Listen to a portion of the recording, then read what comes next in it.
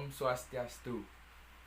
Sini saya akan meliterasikan bab 2 yang berjudul Ancaman terhadap negara dalam bingkai berbineka tunggal ika.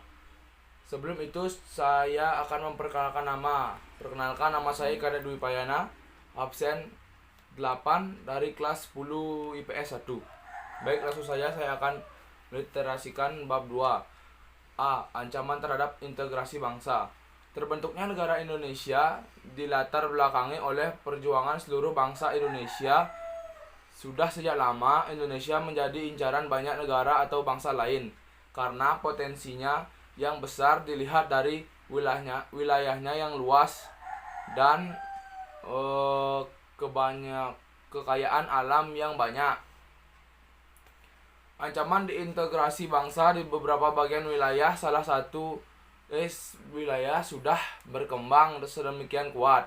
Untuk itu, pembangunan dan pengamanan wilayah Negara Kesatuan Republik Indonesia harus dilakukan melalui pendekatan beberapa aspek, terutama aspek demarkasi, perbatasan, dan delimitasi tanda atau garis batas negara. Di samping itu melalui pendekatan pembangunan kesejahteraan, politik, hukum, dan keamanan.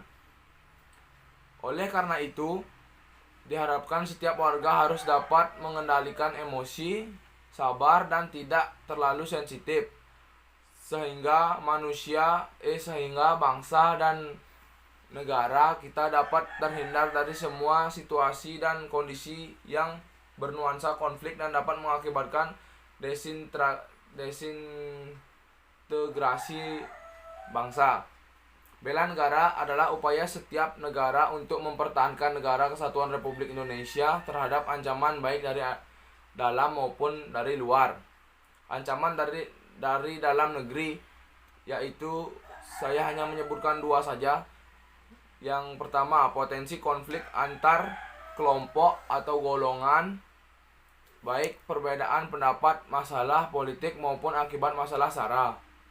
Yang kedua, makar atau penggulingan pemerintah yang sah, yang konstitusional.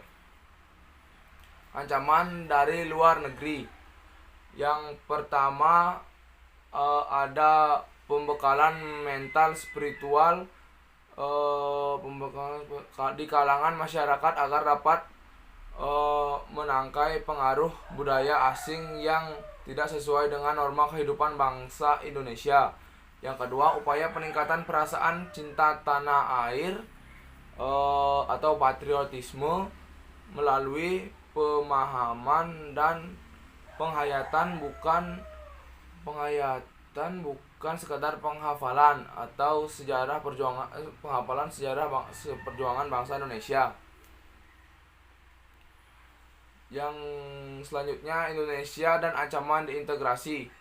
Bangsa Indonesia yang kaya dengan keberagaman yang dimiliki masyarakat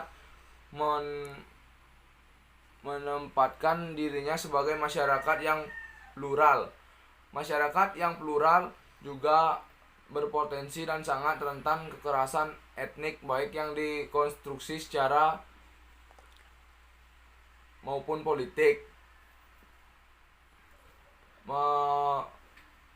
Menghadapi ancaman militer. Ancaman militer adalah ancaman yang menggunakan kekuatan bersenjata yang terorganisasi, yang dinilai mempunyai kemampuan yang membahayakan kedaulatan negara, keutuhan wilayah negara, dan keselamatan segenap bangsa. Sistem pertahanan dan keamanan negara yang bersifat semesta bercirikan aspek-aspek sebagai berikut. A. Kerakyatan, yaitu orientasi pertahanan dan keamanan negara diabdikan oleh dan untuk kepentingan seluruh rakyat. Yang B. Kesemestaan, yaitu seluruh sumber daya nasional didayagunakan bagi upaya pertahanan. Yang C. Kewilayahan, yaitu gelar kekuatan pertahanan dilaksanakan secara menyebar di seluruh wilayah Negara Kesatuan Republik Indonesia sesuai dengan kondisi geografis sebagai negara kepulauan. Menghadapi ancaman non-militer.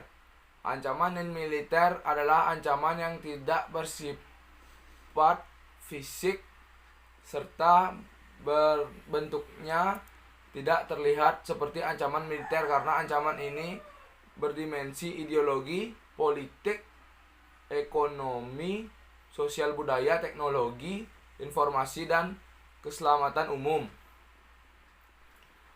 Yang B, ancaman di bidang Ipolexosbudhankam. Ancaman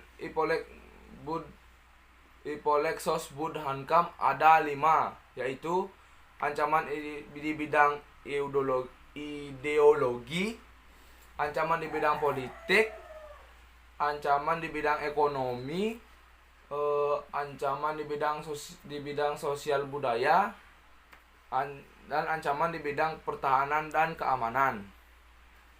Yang C, ancaman disintegrasi bangsa pasca reformasi.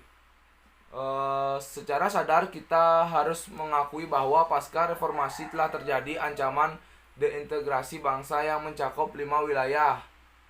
Sebagai berikut adalah kekerasan memisahkan diri dari Timor Timur setelah jejak pendapat tahun 1999 yang pada akhirnya lepas dari Negara Kesatuan Republik Indonesia, di Aceh sebelum perundingan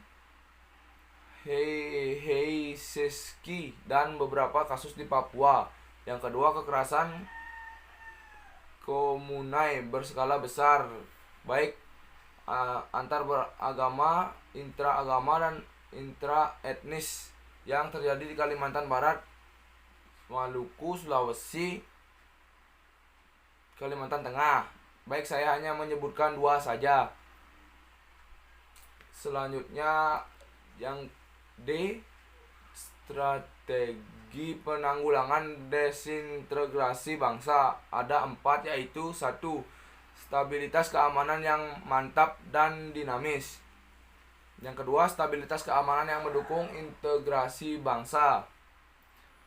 Stabilitas menegakkan peraturan hukum yang berlaku.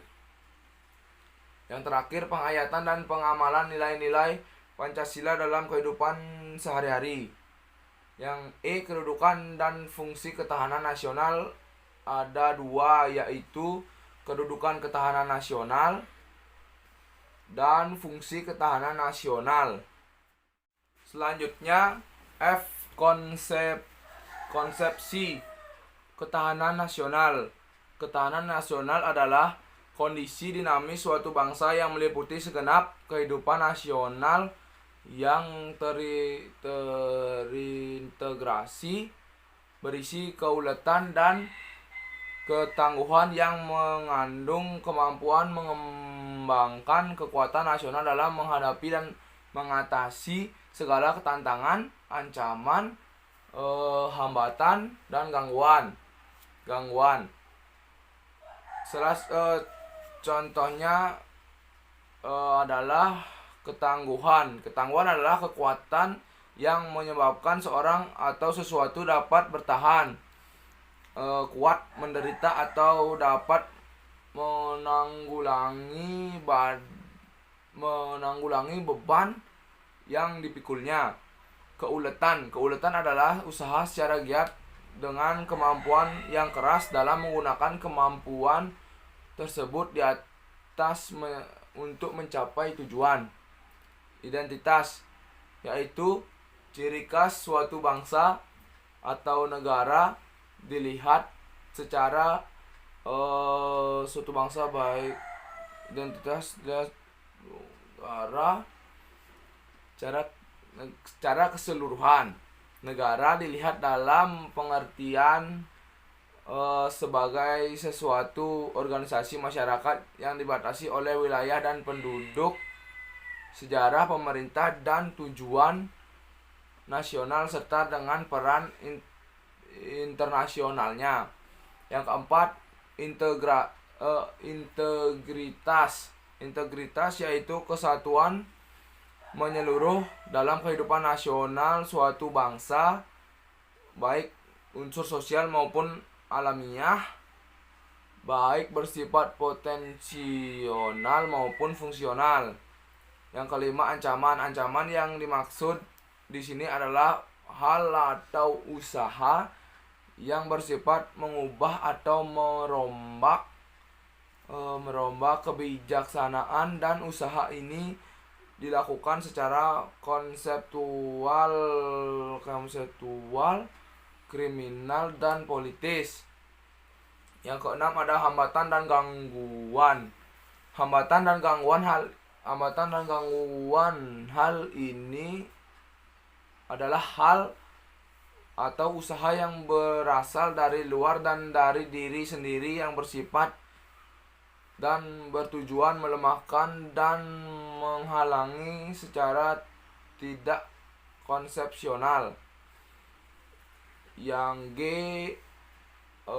ancaman berbentuk pemberontakan dan terorisme. 1. Pemberontakan. Menurut Kamus Besar Bahasa Indonesia, pemberontakan adalah proses cara perbuatan berontak, penentangan terhadap kekuasaan yang sah. Pemberontakan dalam pengertian umum adalah penolakan terhadap otoritas. Yang kedua ada terorisme. Terorisme adalah serangan-serangan terkoordinasi yang bertujuan membangkitkan perasaan teror atau takut terhadap sekelompok masyarakat. Yang ketiga ada terorisme. Yang H, peran serta masyarakat untuk mengatasi berbagai ancaman dalam membangun integrasi nasional.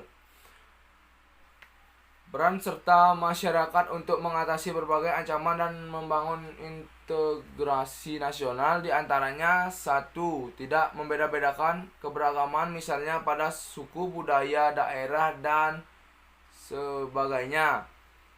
Menjalankan ibadah sesuai dengan keyakinan dan agama yang dianutnya. Yang ketiga, membangun kesadaran akan pentingnya integrasi nasional.